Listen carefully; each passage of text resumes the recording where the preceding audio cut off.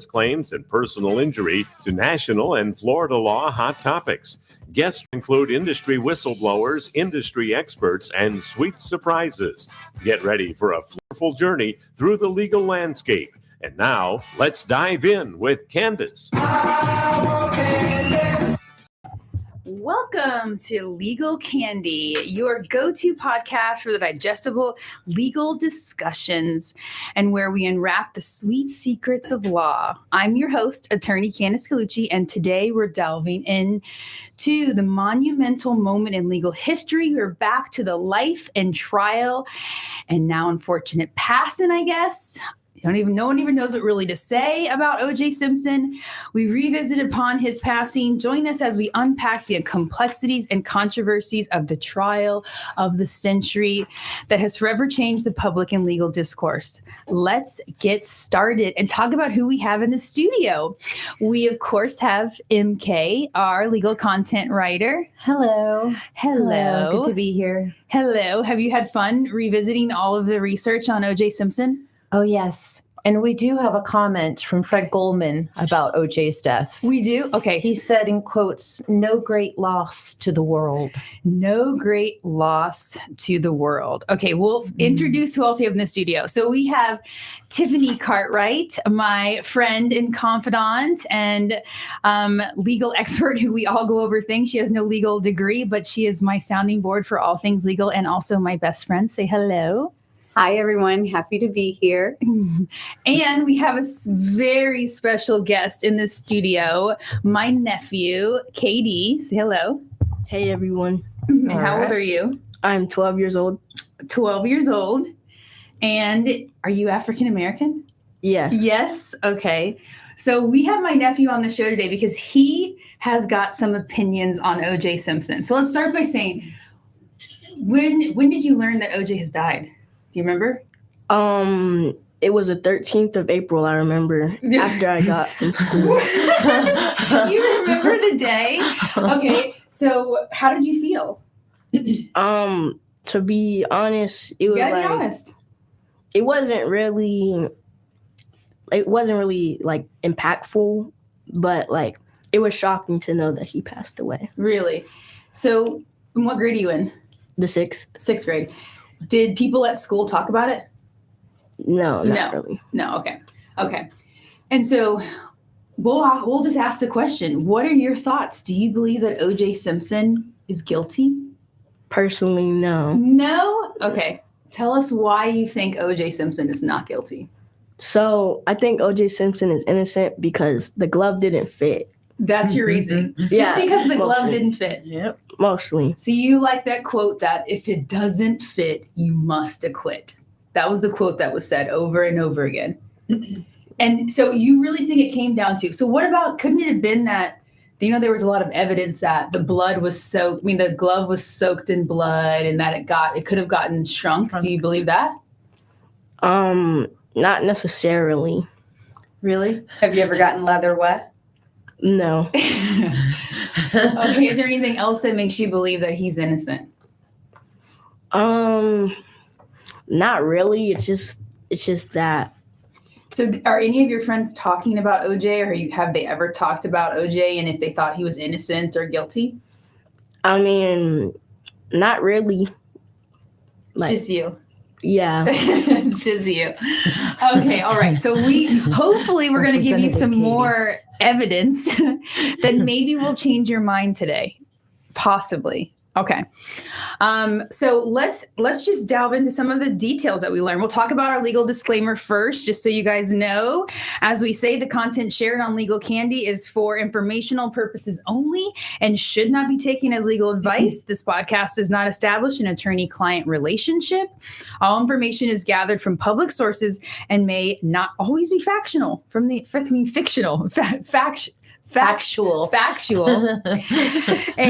for personalized legal advice, please contact the Colucci Law Group, my law firm, at 727-733-9438. If we can't help you, we will point you in the right direction of somebody who can. So some more information that has come out since OJ's death. We talked about it last time that on OJ's deathbed, from what we learned, is that there was an NDA signed by his children. They took the the phones away. We don't know what all happened during that time.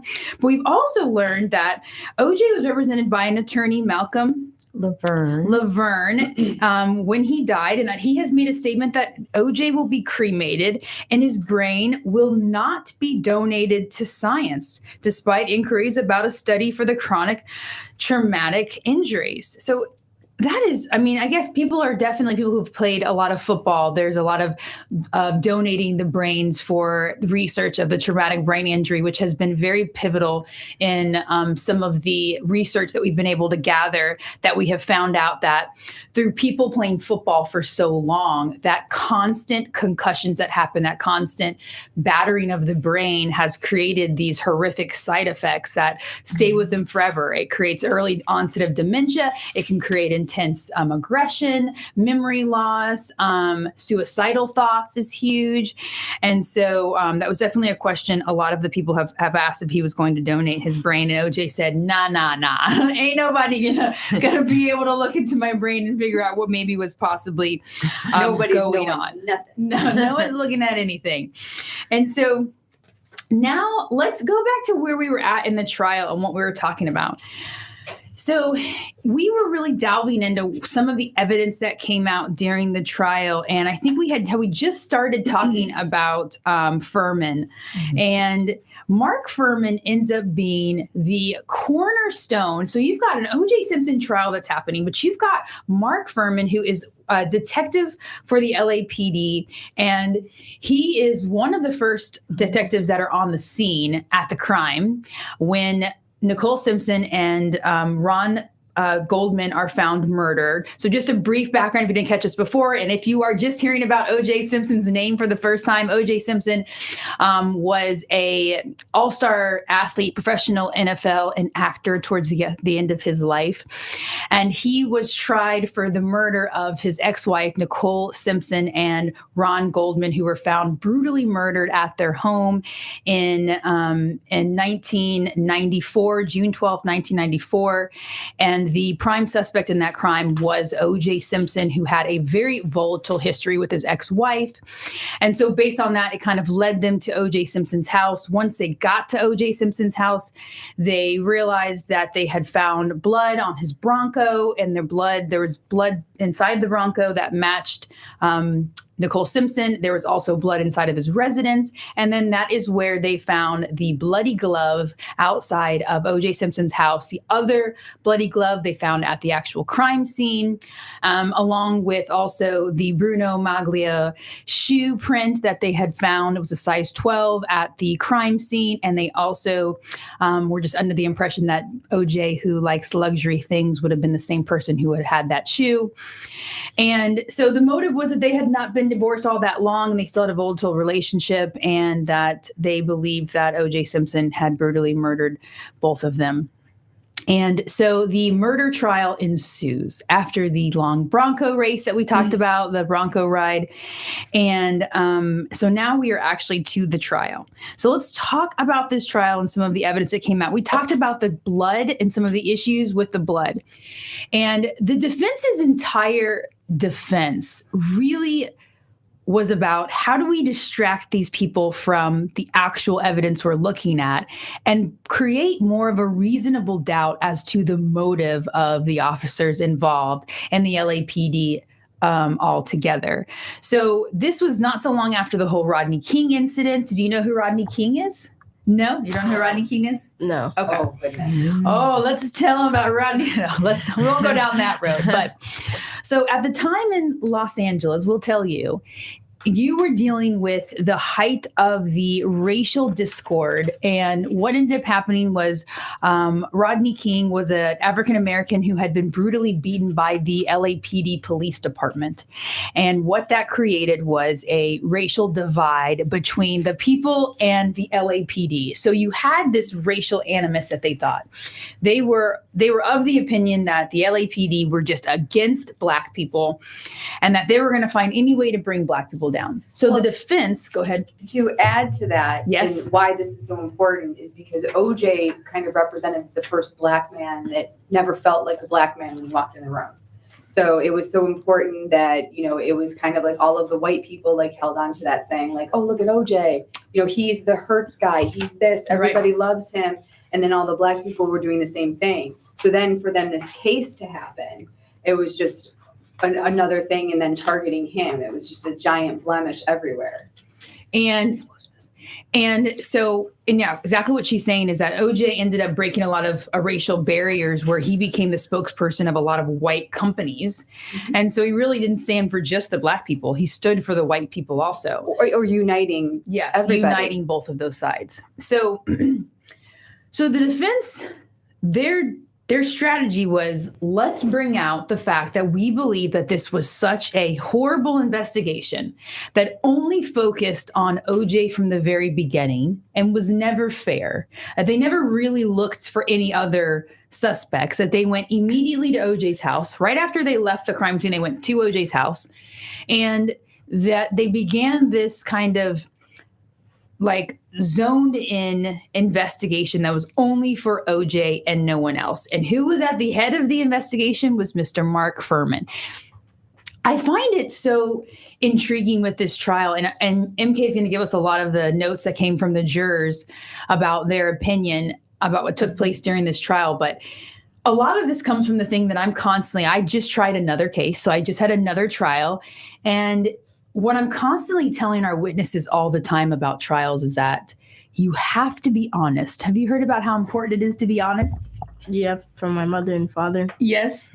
His mother is my sister. So we learned it from our parents. Yeah. And it's because when you lie about one thing, what happens to everything else?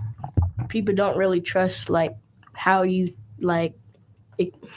It's hard to explain. People don't really trust you in the future. Exactly. Right. And that is exactly what happens during trial. When you're on trial, you are being held to the highest standard you ever seen. There is no forgiving to a jury. If you're caught lying about one small thing, that is enough to discredit the entire testimony. And that is one of the biggest things that happens during this trial, because there is an overwhelming amount of evidence that points to the fact that O.J. Simpson is the one who committed this crime. Where I believe the pivotal moment came is not the, if it doesn't fit, it must acquit. I think that was the final nail in the coffin.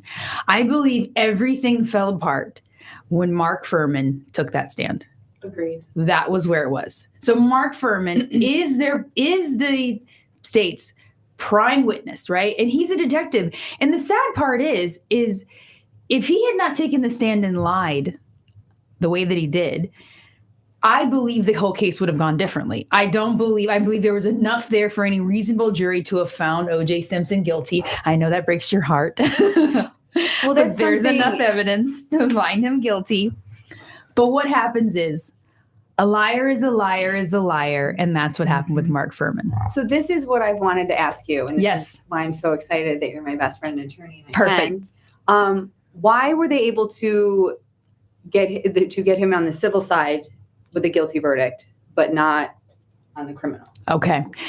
So we sort of talk about, and we try to bring it up, is the burden of proof. So when you are being charged criminally, that means the state or the government is charging you. And that burden means the degree to which they have to prove your guilt is very high. So when the jury is sent back and says, listen, in order for you to find this man, O.J. Simpson, guilty, you have to prove beyond all reasonable doubt that he's guilty in order for him to go potentially to jail. But if you've been charged, if someone has sued you in civil court, there's no likelihood of you going to jail. It's only about money in civil court. So in that court, the burden that has to be proved is very, very lower. That burden is by the greater weight of the evidence. So which means by just a little bit of the evidence more on one side than the other is enough to find somebody liable in a civil court. Okay, we're going to take our first break of the day, and we will keep on talking about what's the difference between criminal and civil when we get back. Stay tuned. This is the TAN Talk Radio Network. Get ready to elevate your nightlife experience at Club Prana. This 5-story sensation in Ybor City is the talk of Tampa Bay. Each floor boasts a unique style and music format. They roll out the red carpet as their friendly staff pampers you with VIP treatment. Club Prana meets Tampa's nightlife standards with impeccable amenities. Live the Lux life every evening at Club Prana. For VIP reservations and bottle service, call or text 813-758-7755.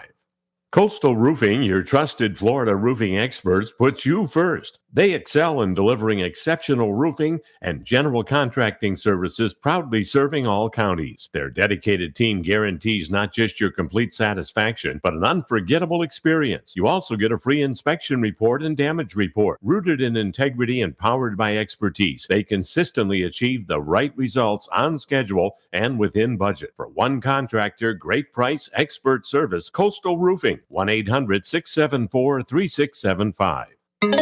This is the Tan Talk Radio Network. Okay, so we are back talking about the difference between criminal and civil court. So in criminal, you have that super high burden, and that's because the result in a criminal court is that you can go to jail, which that's taking away somebody's freedom and liberty. So over time, we've said, since the dawn of time, that needs to be a really high burden. You have to go above and beyond to really prove somebody that. So when we're saying that it's beyond all reasonable doubt, that means the jury has to say, you have shown me enough that any reasonable doubt I have in my head, you have already answered it, and it's beyond that. That is how high that burden is. It's very high. But in a civil court, where that are two people suing each other, there is no likelihood of you going to jail because the state didn't, if the state's bringing charges, it's called criminal court. In civil court, civil means two parties are fighting each other, two people are fighting each other, people or companies. It's nothing to do with the criminal department or the state prosecution. So because the only outcome in those cases is that someone has to pay somebody money, that burden is so much lower. So that's the reason why in the criminal court, O.J. Simpson, with that high burden, ended up being found not guilty. Well, I mean, I would have to argue that the reason why he lost is because, or they didn't get the burden of proof, went back to the testimony and the perjury. Yes. And being caught red-handed. Absolutely.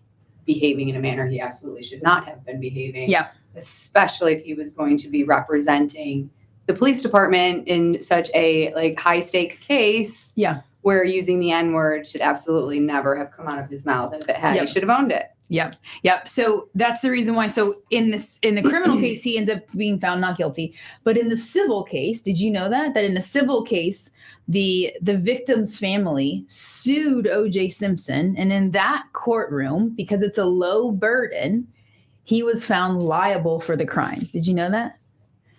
He didn't? No. No? So in that court, they brought in similar evidence, and they said that they believed that he was liable for that crime, and he was found to have to pay them, $33 million? Can I add another little nugget to that? $1 million is what he was supposed to pay. Don't worry, he only paid $135,000 so far of it, but So do you know how O.J. Simpson survived and what money he lived off of after they took all his money? No. Are you ready for this little nugget? What was it? His 401k. His 401k coming from Tiffany, who does her company Paychecks, does 401ks. Yes. That's a nice little drop of information there. Yes. His 401k. So Katie, you need to open a 401k now. It's going to be huge because you're only in 6th grade. So that's what you should be talking about with all your friends, is opening 401k. Okay. So let's talk about Mark Furman. So Mark Furman is the one who does the investigation, and he becomes the prime kind of witness for the prosecution that says that he goes, hey, I'm the one that was there on the crime scene. I'm the one that found all this blood. I'm the one that found the glove. And now we find the other glove, and we find other blood at O.J. Simpson's house. Though the best pieces of evidence that they had, that the state had, was absolutely the glove. The glove, having one glove at one place and the other glove at O.J. Simpson's house, is huge. The blood becomes also number 2, but I think we've already talked about how there's a couple pieces of blood that were a little questionable, that they found out a couple pieces of them had a substance in them that usually is only found once you preserve the blood. So it further helped justify that they felt like some of that evidence was planted later on. But that's really kind of the best. What do you think? You think there's something else that was better evidence? Well, it was kind of bizarre that he was driving up and down the throughway with a gun in his mouth and wrote a suicide. 911. No, yes. So You I mean, feel I like think the Bronco was a big piece of But evidence. no, but what for it. kind of evidence is that? Because I remember we were talking about it before. That would be more like it's more. I'll tell you what's interesting about that evidence is it'd be arguably it's supposed to be more substantial evidence, but there are a lot of times it doesn't come into trial because it really is after the fact. And arguably it shouldn't have come into trial. That evidence of what you do after shouldn't tend to show if you're guilty or not. But evidence of you fleeing, any flight, those always come in a criminal case. So that's the reason why that evidence came in. And yes, I would say to a jury, I would agree that a jury really heavily looks into the fact that if they believe that you went running afterwards, that you're more likely to have committed the crime. What do you think, Katie? What do you think about? Do you know about the Bronco, the white Bronco? Okay, so after when O.J. Simpson was charged with the crime, he was supposed to turn himself in, and he doesn't. He gets in this white Bronco, and he just takes off driving down the highway really slowly. Well, I think someone else driving, and he was in the Al back Cowlings seat. was driving. Yeah, he's in the passenger seat. And he's So got he a gun doesn't to turn himself. himself in. He's driving. He has a gun. Mm-hmm. And he is now, I don't know, is it the Don't same, forget the note. Don't is it forget the the same time that Robert Kardashian's reading the suicide note? I think so. Yes. Yeah, and then Robert Yeah. Kardashian got the bag, the Yes. Coach bag filled with all the clothes and all that, and took it. And then when the prosecution found it, it was empty. So they never Okay. admitted it to evidence. Do you That's think another. it makes him more guilty that he takes off running and doesn't turn himself in? Well, yeah, because even if you don't do something, people will still think you have done it if you go off like running away because you'll look guilty. Yeah, that's what he did. That's right. And even though he was doing that, he still had so many fans that started pulling their cars over. I mean, just Oh think my of it. gosh, the signs they were holding. They're pulling their cars over on the side of the road, grabbing like a box that they've ripped open and like black marker that are like, we Save love you, OJ. the juice. That's what they call them, the Yeah. juice. We love you, OJ. Like that's how many fans that he had. So Mark Furman takes the stand. And the best part is that there's something called impeachment evidence. And impeachment evidence is evidence that one side may have that calls into the credibility of the other side, like a witness. And that is the only evidence that you're allowed to hold to yourself, and you don't have to present to the other side before trial. So when you go to trial, both sides know what evidence is coming into that case. You have to tell them. There's no surprise. So you have to say that these are the evidence I'm bringing in. I'm bringing in this blood. I'm bringing in these pictures. I'm bringing in this. You bring in all these things. You have to tell them. If I'm understanding you right, Yeah. that means that Furman knew these kids No, were. they didn't. Okay. It's All right, keep impeachment going. evidence. Okay. So what happens is that the other side does not know this hidden evidence that the defense has. And that is how they set up this entire case. Is they start from the beginning saying, listen, ladies and gentlemen of the jury, we are going to tell you about a case that's all about a racial discrimination, that they purposely wanted to bring down O.J. Simpson because he was an African-American pillar of the community, and the LAPD hates Black people, and they couldn't wait to bring him down. So not only did they only focus on him on the investigation and the real murderer is out somewhere on the streets, but also they planted evidence, right? So that was their story. And the prosecution is laughing to themselves going, that's your plan? That is your plan? I mean, they thought this was a slam dunk case sure from did. day one. They were like, there's no way this is going to not turn out our way. So when they have Mark Furman on the case, I can only imagine being on the defense, just sitting there. like can't even wait. I would be so mad if I was the lead prosecutor. So they have Mark Furman on the stand. He has testified for days. So Mark Furman is a detective. He's like the lead detective, kind of. He's the one who found all the evidence. So they're asking him for days on the stand. Tell us what you found. And it is so damning. It is such damning evidence against OJ that man looks so guilty. So when the defense comes up, those just moments in trial, and since I'm fresh off another trial, I'm like all giddy about it because it is honestly one of the most intriguing games you've ever played. It is strategy. It's unpredictability in a world where you should predict everything that could possibly happen. It's a lot of plotting and planning, and so the defense gets up and the defense starts to question Mark Furman, who is not fearful at all. He's like, listen, the evidence speaks for itself. Like we brought all this, we brought blood. We have so much blood. We have a trail of blood that goes from that crime scene. Blood's just everywhere, going all the way literally to O.J. Simpson's bedroom on his socks. That's how far the blood goes. Okay. But these gloves are going to be the biggest issue. So Furman's sitting on the stand and he's about to get cross-examined by the defense. And they ask him if he has ever used the N-word. That was like the question. Within the last 10 years. And within the last 10 years. Mm-hmm. Okay. So that's what they ask him. This white detective's on the stand and they're asking him, have you ever used the N-word? And he says, what do you think he says? No. Ding, ding, ding, ding. He says no. And at that moment, what that triggers is, if the defense has any impeachment evidence, impeachment means evidence to call into the credibility of something somebody said. It's usually the evidence showing somebody's a liar. Mm-hmm. That's always what it is. That evidence they're allowed to keep in their back pocket until the person on the stand does something that we call opens the door. So it opens the door to this hidden evidence. And what they had, and I think they end up finding this evidence. Isn't this person who has this evidence comes to the defense? I think that's how they initially actually find it. So the evidence that they found is, MK, tell us where these tapes come from. They have an actual recording by the craziest coincidence.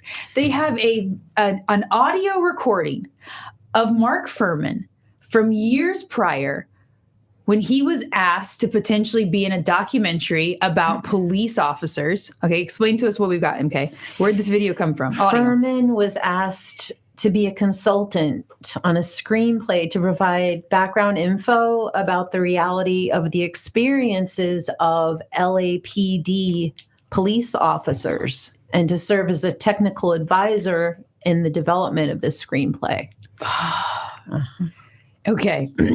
And on that video, Furman has a lot to say about the Black community. What he says is, not only does he use the N-word several times, but he also says, can you imagine? He's an officer, police officer. He says that he believes that Black people have no value, that they are not contributing members of the society, and that they all should be lined up and burned. Can you believe that? What are your thoughts? That's really racist, isn't it? Yep. And is it disappointing to hear that from police officers? Honestly, because they're supposed to protect people. Yeah. And you know they're not all like that, right? Yeah. There's just some. Well, and this was an officer from 1995, so where it was a bad racial divide. So, in the tapes, Furman also made many references to the planting of evidence as well, and implied that police brutality and evidence planting were common practice in the LAPD. So, right there. So that is the piece of evidence that they had the entire time in their back pocket, that they were just waiting. I mean, they waited for so long to be able to use this. And I think if I recall, the woman who had asked to do the documentary and had the audio, the video and audio, she had actually come to the defense and told them that they had this. So we also have Bella Colucci in the studio, and she is just walking around here. That's Miss Bella Colucci, our French Bulldog three-year-old. Oh, she's snoring now. Okay, she's snoring. So if you hear her little bells, that's the jingle of her collar, just so we know where she's at all times. So I have a question. When were the tapes recorded? They were recorded how many years prior? I want to say 10 years. Yeah, it was probably less than 10 years because they'd asked in the last 10 years. It was in 85, 84, 85, right in there? Probably something around that time. So that became the aha moment. Did anyone go back and look at all of the other cases that he's ever testified against? They could have. I mean, they could have if they really wanted to unravel him and they thought that he had been planting evidence, then potentially they could have used that as grounds for an appeal in some of the other criminal cases. I'm so disappointed that none of the jurors are still alive. That's so crazy. I know. That's really what it is. None of the jurors are still alive. What? While O.J. Simpson was just kicking just a couple of months ago. Yeah. I mean, we just saw O.J. Simpson in like St. Pete. They went through a lot of stress. That is crazy to think. Oh my gosh, that is so crazy to think that. I did not know that. Because there's so many loose ends to this. There's so many loose ends to this. Because I would love to know what was said about Mark Furman. Because I mean, this would make me.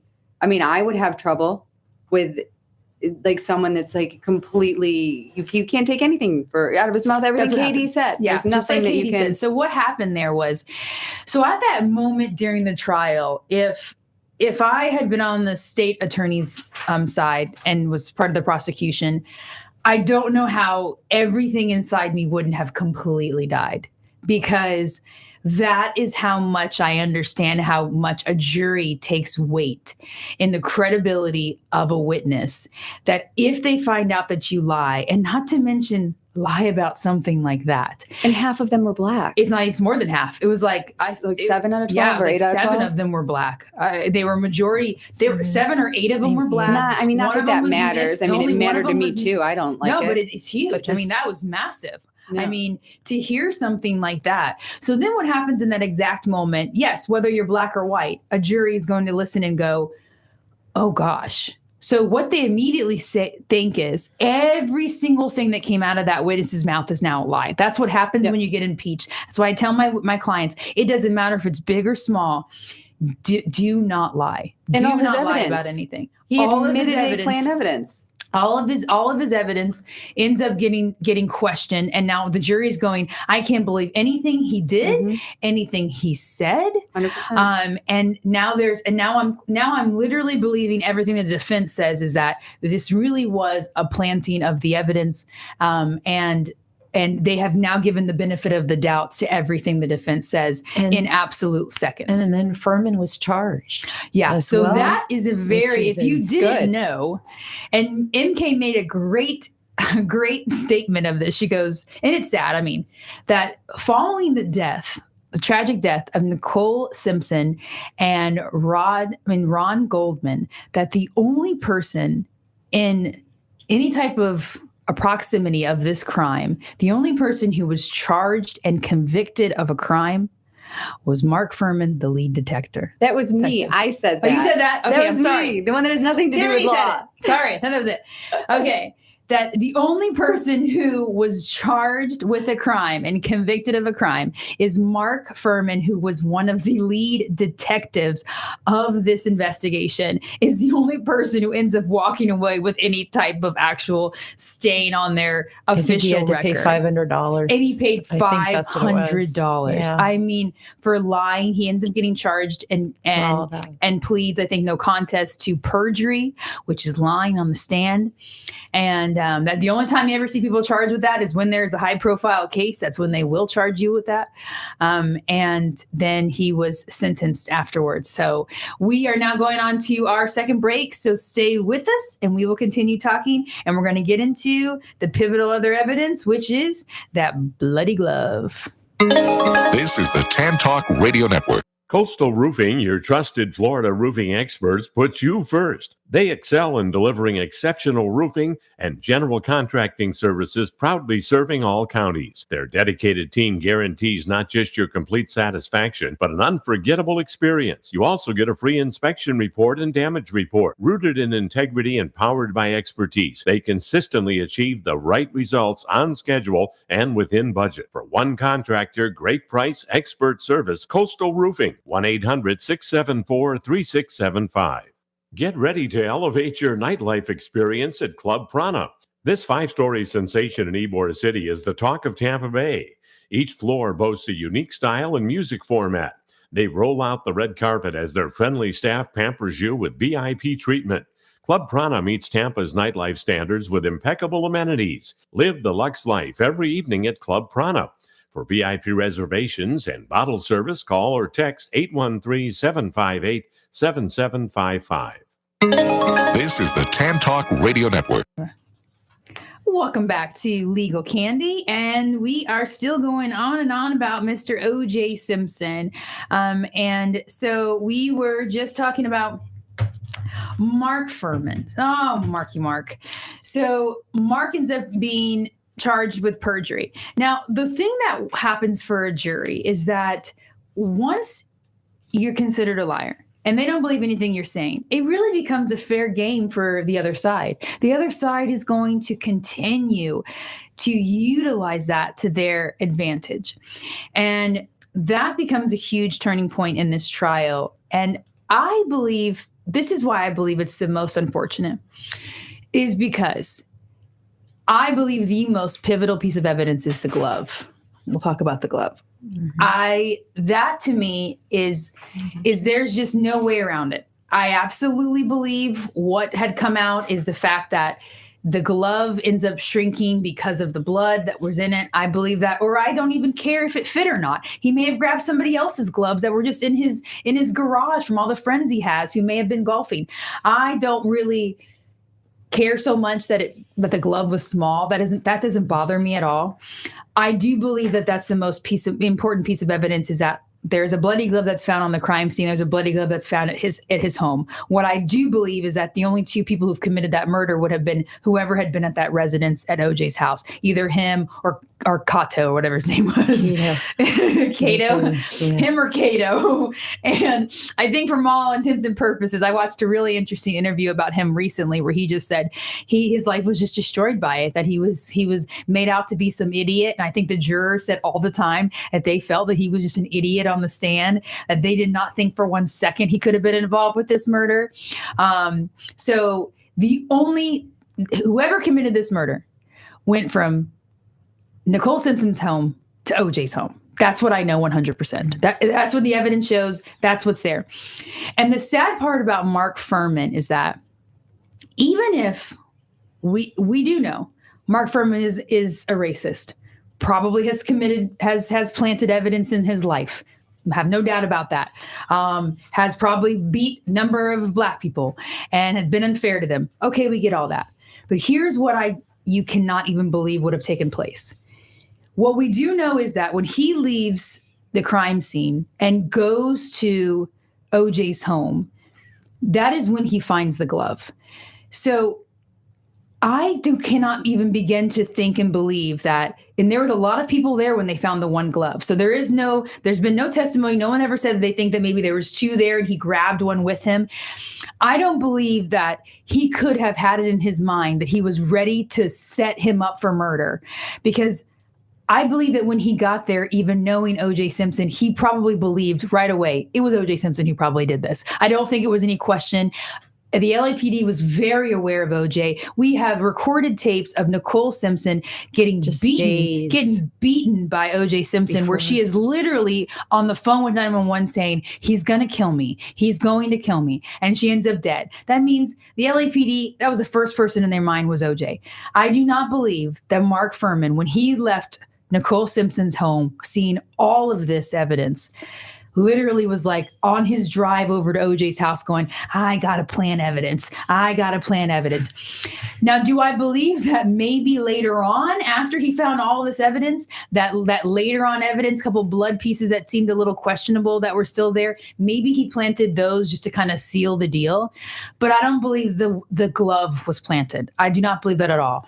So that's the unfortunate part, is because my opinion, which I don't always give my opinion, I try to stay neutral, is as an attorney analyzing this from a legal perspective, I don't even know if I should give my opinion. Well, you want me to say something before you do? All right, I'll say something before you do. So one of the things that I'm not an attorney, I'm just a regular civilian. Okay. So I can just say whatever. Okay. Well, I can't say whatever I want, but I comfortably can say this. One of the big factors for me is it definitely was a crime of passion.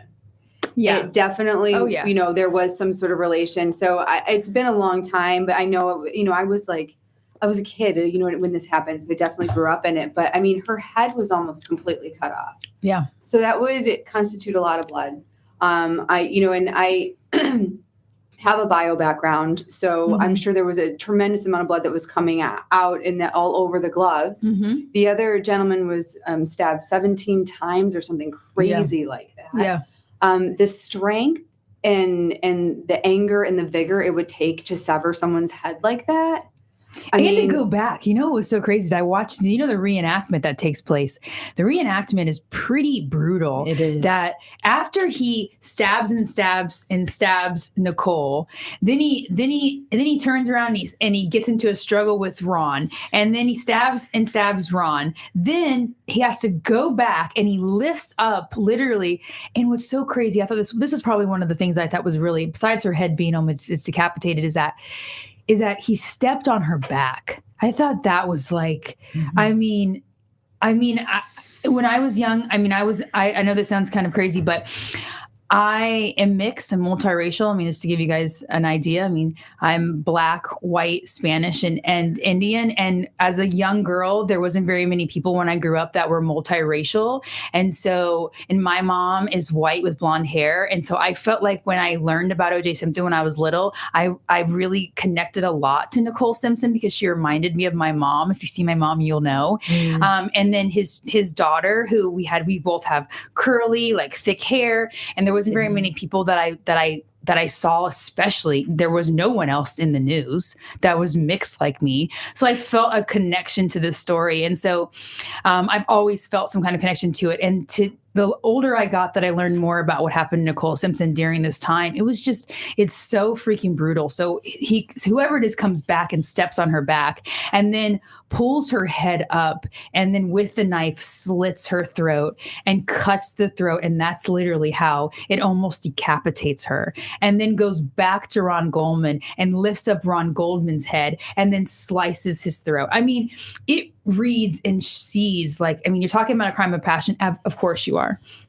So, and I will say it. There's no reason for me to say it. It doesn't mean I'm not, and I'm not going to let anyone make me feel like it means if I make a decision against OJ, that it means I am not in accordance with my African-American side, because I can sit here and tell you today as an attorney, OJ Simpson absolutely murdered Nicole Simpson and Ron Goldman. But unfortunately, the way trials work is the evidence was not presented beyond a reasonable doubt because of Mark Fuhrman. And that is really what it was. That is truly what made them question everything and just thought, I believe that you cannot prove to me beyond all reasonable doubt because the evidence that you're relying upon was connected to Mark Fuhrman's investigation and his handling of the crime. And we believe Mark Fuhrman is a liar who is racist, who also plants evidence. And that was enough for a reasonable jury, unfortunately, to come back and say,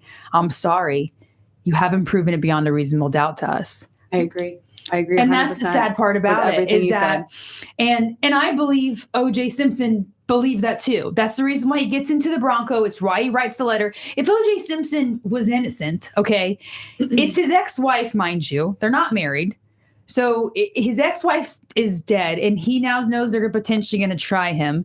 And he goes off and writes this whole entire letter of like all this stuff, and he's driving. If you're running like that, it's because he knew that was when everything was going to come to light to him. He called 911 and said, I just want to be with Nicole. Yeah. I just want to go with Nicole. Yeah. Well, there's so much pressure because he was the golden boy. I mean, he represented the union of Black and white America, and he just cut her head off. Yeah.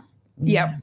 So, but it doesn't mean that I didn't want to sit down and have dinner with OJ, because I was actively trying to find him in St. Pete. A couple of my friends will tell you, because his daughter and son are living in St. Pete. And so a couple of people would tell me they had seen him in St. Pete. So I'd be like, he is someone I wanted to sit down with and have a conversation with. I was in no stretch of the imagination afraid of him. I wasn't in fear that he was going to hurt anybody. I believed 100% this was a crime of passion. This was somebody that he loved, who he felt he could control forever. And that is what an abusive relationship unfortunately happens. And the sad part about it is I believe with every fiber of my body, he loved her in the way that he knew how to love, which is abusive and controlling and with pain and fear. And the fact that she was strong enough to get away was the epitome of what he wanted. And so I do believe in the whole thing. If I can't have you, nobody can. But I think it's when she realized that she was with someone else and was seeing somebody else that he was just like, I'm that's not what's going to happen in my life. Like, I want her forever. And so I don't think anybody else should have feared from him. And I definitely want to sit down and talk to him and be like, what is it like in your head to have known that you walked out of the most insane situation with the most evidence that any prosecutor has seen besides a videotape of someone committing a murder, and you were able to walk out free? Because I believe OJ was more shocked than anybody else. See, I don't know if I agree with that. I think that this kind of exposed that he had a dark side. I think that he was always a criminal. I think it's kind of interesting that the civil case is the reason why he was ever held accountable for anything. It's how he lost his money. It's how he ended up doing time. Yeah. Because he wouldn't have broken in to get his stuff back. I can't remember what it's called, but he had all of that stuff. Armed robbery. But he was going to get his things back that were stolen from him. So he couldn't call the cops, because if he had called the cops, they would have just taken it and given it to the families. So that's why he ended up doing time. Oh, yeah. That was later on in Vegas when he goes and does that robbery. But so now with the glove, let's talk about the glove scene. The glove just gets me, because for me as a trial litigator, this is one of those moments in trial that as we were just getting prepped for trial, I had a trial team on my last trial. And when we're sitting down and I'm going through all of these things, there is a way to do trial. And I think I was telling you guys about it because I'm from Stetson Trial Team. I have been trained for years as a very effective trial litigator. And there is a masterpiece for the way you try cases. And F. Lee Bailey, he's the one who cross-examines Furman. And as I think you guys told you guys, that was one of my mentors, who really, how I learned how to cross-examine was from him. But Stetson was pivotal in making us the best. But some of the things that we learn are specifically all of the things that great litigators know. And one of them is never ask a question you don't know an answer to. That is number one in a trial. This is not where we experiment or any of that stuff.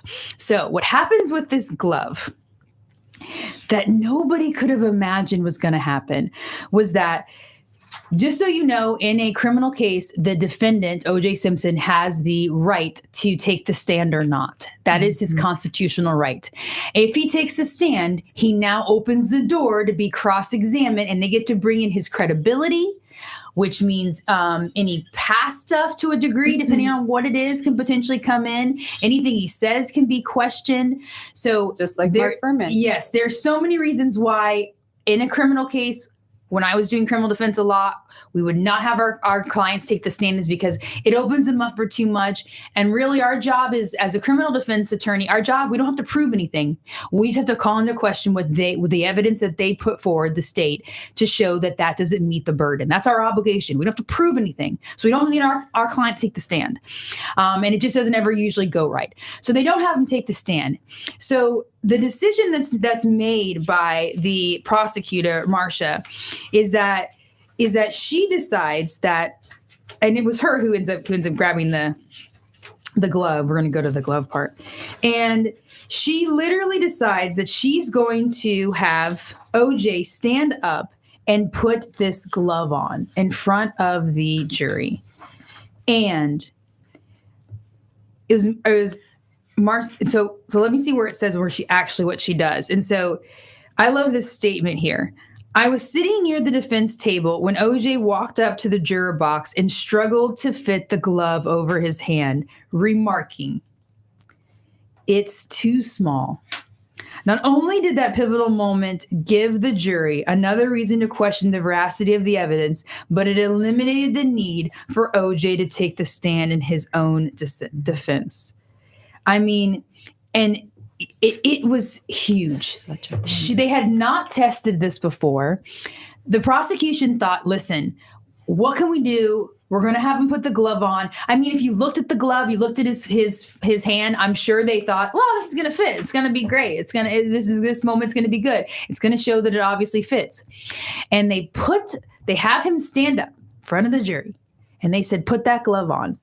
By the way, he didn't have to. He did not have to do that. This is not a normal thing that happens. Since he didn't take the stand, he doesn't have to do anything, especially for the prosecution. And it makes me think that they knew it didn't fit. And that's probably because, remember, when you have evidence, you have to let the other side know what you have. So there would have been some point in time that they could have potentially seen the evidence. Now, as far as the defense been able to touch and handle it and put it on OJ's hand, I don't think that would have been able. But I don't know if OJ knew or his team knew it wasn't going to fit, because it wasn't that big of a difference. But everybody took a little bit of a risk there. Did you ever watch it? Oh my gosh, yes. I watched it live. And it's so funny that I actually remember watching that live. Yeah. So but he was very theatrical. So did he even really I just remember it not even seeming like he was really been trying to put the glove on. I don't think so either. I think that here's what I think. I think no matter what, I think the plan was when he stood up to make it so difficult. Because think about it. Even if a glove fit your hand, you can do it. You could have pretended like you were like, first of all, has anyone ever put a leather glove on? Have you ever put a leather glove on? Okay. Have you ever put a leather glove? Oh my gosh. I'm from Rochester. How difficult is it to put a leather glove on? It depends. But I mean, unless it's 3 sizes too big. Right. The whole point of a leather glove is that you have to go, remember all the moment when you have to take a leather glove and go like this? To get it completely on, you know what I mean? And you're pulling it on. And then eventually it stretches to your hand. Yeah. I mean, there's all sorts of stuff. But even then, once you get once you get cold and it starts to swell up, you know what I mean? No matter what, leather gloves are not things that just go, I'm just gonna put it on. Well, I mean, it didn't even look like he tried to get his fingers in the hole. Oh, he already knew this whole scene. He was like, I'm gonna make it difficult no matter what. They took a risk and it didn't pay off. And at the end of the day, the closing arguments were, if it doesn't fit, you must acquit. A beautiful, nice little theme. That's really what it was. I talk about theory and theme when we're doing trials, but so that wraps it all up, because at this point in time, what ends up happening is now the Goldman family, they're trying to see what's going on with the trust, if there's an estate they could potentially still get paid out of, and we'll just kind of sit back to see what else unravels with the demise of O.J. Simpson. So I thank everybody for tuning in today, and thank you so much for our other special guest, my nephew. Say bye. Bye-bye. And Tiffany, thank you so much for being here, as always, in MK, and we will see you next week. Let us know if you have any questions. Ladies and gentlemen, that wraps up another delicious episode of Legal Candy with attorney Candace Colucci. We hope you've enjoyed our legal